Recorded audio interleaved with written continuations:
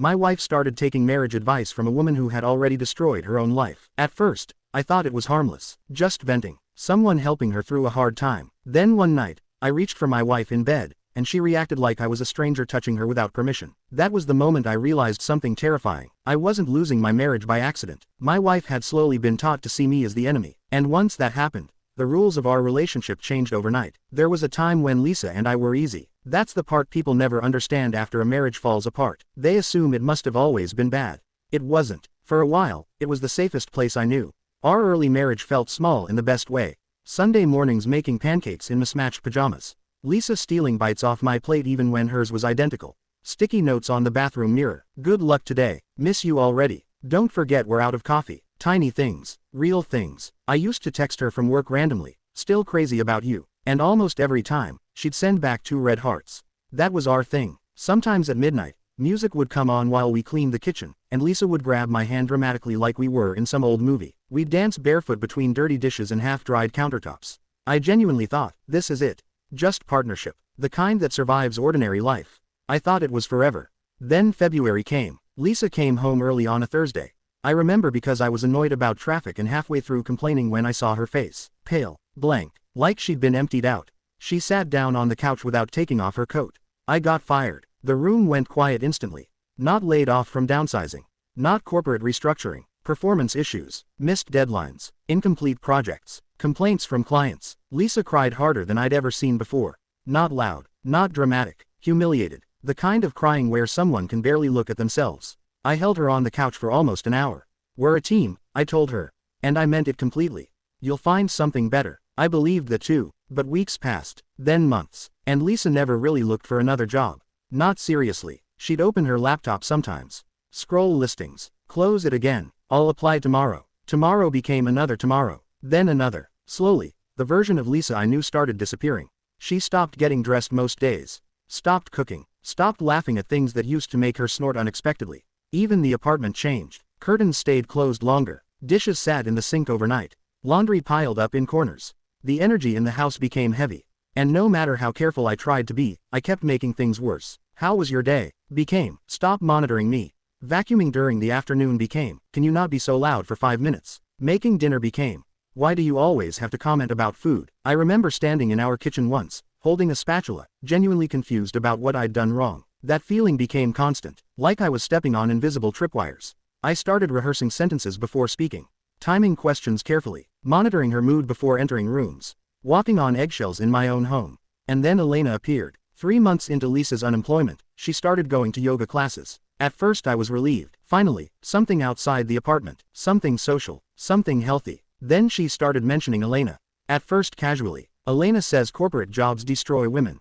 Elena thinks people settle too much. Elena says most marriages are emotionally exploitative.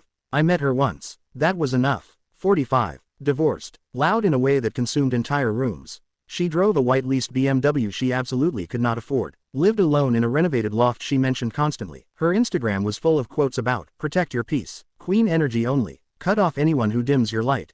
Every post read like revenge disguised as empowerment. And the way she talked about her ex-husband, you'd think the man ran a gang instead of forgetting anniversaries and working too much. According to Elena, every failed relationship had exactly one cause, men. She spoke with the confidence of someone who'd rebuilt herself after devastation. But underneath it, I saw something else, bitterness. But Lisa was mesmerized. I could see it happening slowly. Because Elena gave her something intoxicating. Permission to stop feeling guilty. Permission to stop trying. And the scariest part, Lisa started looking at me like Elena had taught her how. At first, it was just phrases. Little things. Sentences that didn't sound like Lisa. Men condition women to serve them. My body, my boundaries. Never apologize for protecting your peace. The first few times, I barely reacted. People pick up language from friends all the time. But eventually, every conversation started sounding like Lisa was reading from cue cards written by someone else. We'd be sitting across from each other at brunch, $18 avocado toast between us, and she'd suddenly start talking like a social media post. You need to unlearn male entitlement. I remember blinking at her once. Lisa, I asked if you wanted coffee. She rolled her eyes like I was missing the point. And maybe I was, because this stopped being about individual conversations. It was about identity. Elena wasn't just comforting Lisa anymore. She was conditioning her. And slowly, I started disappearing from my own marriage. Lisa stopped sleeping in our bed first. I need space to think. That was the explanation. I wanted to argue. I wanted to ask what exactly she was thinking about, but every attempt at emotional closeness had started turning into evidence against me, so I gave her the space. I stopped asking about her day, stopped checking if she'd eaten, stopped touching her shoulder when I walked past. I wasn't punishing her, I was retreating, carefully, quietly, like someone backing away from an injured animal that keeps biting. Part of me believed she'd come back eventually.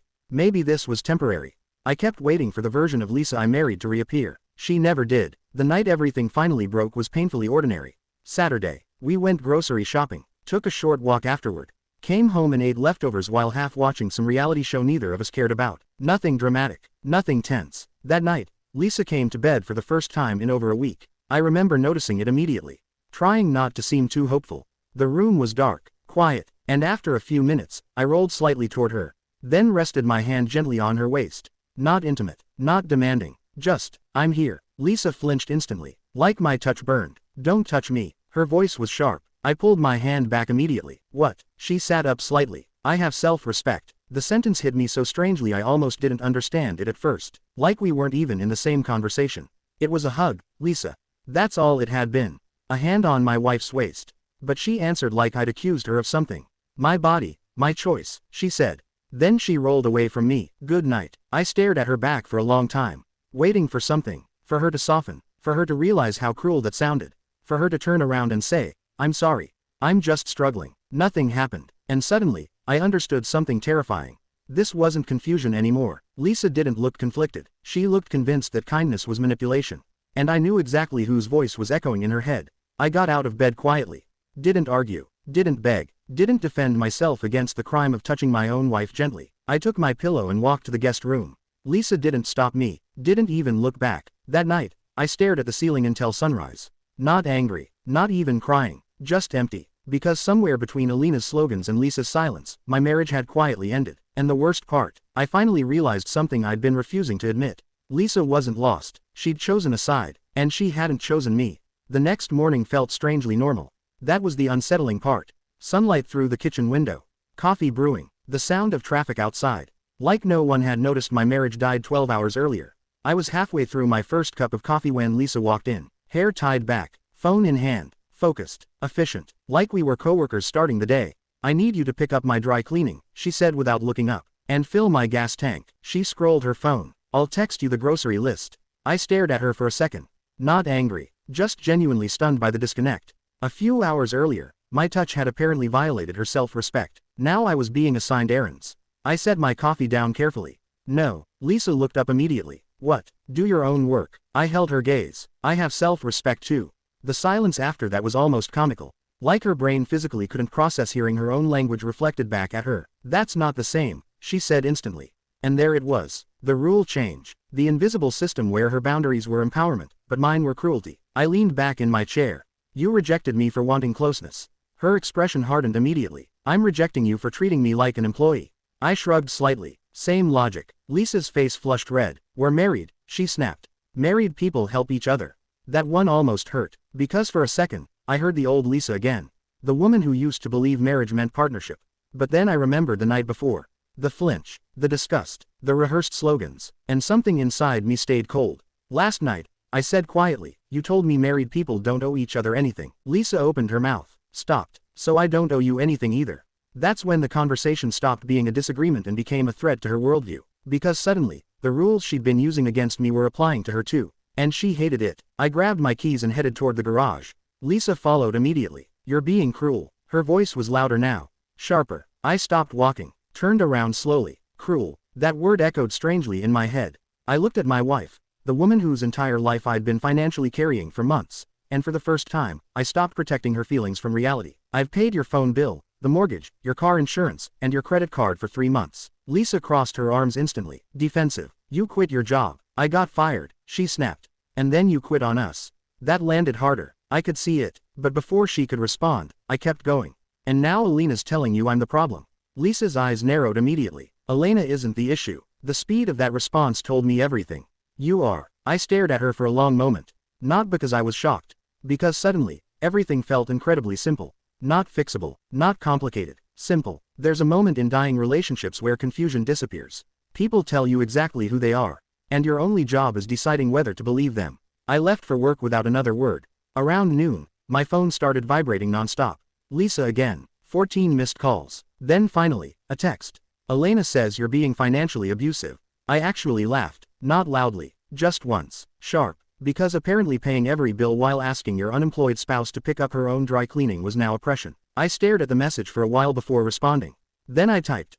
Elena drives a leased car she can't afford and hasn't had a serious relationship in 8 years. Stop taking advice from a woman who sells confidence she doesn't own. I hit send. And for the first time in months, I didn't feel guilty afterward. Because something fundamental had shifted overnight. I finally understood that I wasn't arguing with my wife anymore. I was competing with an ideology. I came home late that night. The apartment felt different the moment I walked in. Not empty, not loud, just waiting. Lisa was on the couch. Red-eyed, wrapped in a blanket she wasn't really using. Holding a tissue like she'd stopped crying recently, not long ago. She looked up when I came in. Maybe I overreacted last night. Her voice was small, careful. I didn't sit down right away. Maybe, I asked. She flinched slightly at that. Then nodded quickly. Okay, I did. A pause. Longer this time. But you didn't have to punish me like that. I finally set my keys down. Looked at her. I wasn't punishing you. She waited. I was showing you how it feels when someone changes the rules overnight. Silence. Because she understood that sentence immediately. Even if she didn't want to admit it. That Friday, she packed a suitcase. Not everything. Just enough. Clothes. Toiletries. The version of herself she wanted to preserve somewhere else. I'm staying with Elena. There it was again. That name like a compass Lisa couldn't stop following even when it pointed nowhere good. Fine, I said. She looked at me like she expected more. A reaction. A breakdown. A reversal. I just nodded. Take all the space you need. And that was it. No begging. No negotiation. No last-minute emotional rescue attempt. Just acceptance. After she left, I stood in the quiet apartment for a long time. Not sad. Not relieved. Just still. Then I changed the Netflix password. Removed her from my phone plan. Cancelled the credit card she used for emergencies. No drama in it. No anger. Just logistics. Like closing accounts after a move. 3 days later, she called. Not sad this time. Angry. You cut me off from everything. I leaned against the kitchen counter. No, I said calmly. You wanted space from me. A pause. I gave you space from my accounts too. Silence. Then, I think I need to talk to a lawyer. I nodded even though she couldn't see it. Good. Ask Elena to co-sign the retainer. That was the first time she didn't have a response ready. Just breathing on the other end. After that, things moved quickly. Legally. 4 months of paperwork, emails, settlement drafts, asset division. In the end, she got her car. And $8,000. Enough to restart, not enough to recover. Around month 3, Elena stopped responding to her messages. I heard that through a mutual friend. Apparently it started when Lisa mentioned she couldn't afford brunch anymore. The friendship didn't survive the downgrade in lifestyle. That part didn't surprise me. Lisa moved to another state. Got a part-time job folding blankets at a home decor store. I heard she told someone once. I don't know who I was listening to. One Sunday morning, I was in my kitchen making pancakes. Same motion, different life. No one stealing bites off my plate. No phone lighting up with hearts. No tension in the walls. Just me. I thought about Lisa briefly. Not what she became, but what she was before. Laughing in the kitchen. Barefoot dancing between dishes. 2 hearts sent back in a text. And I realized something simple. Missing someone isn't the same as wanting them back. I finished breakfast alone. Washed the dishes. Got dressed. Went for a walk. The sun was out. The world was normal. And for the first time in a long time, that felt like enough.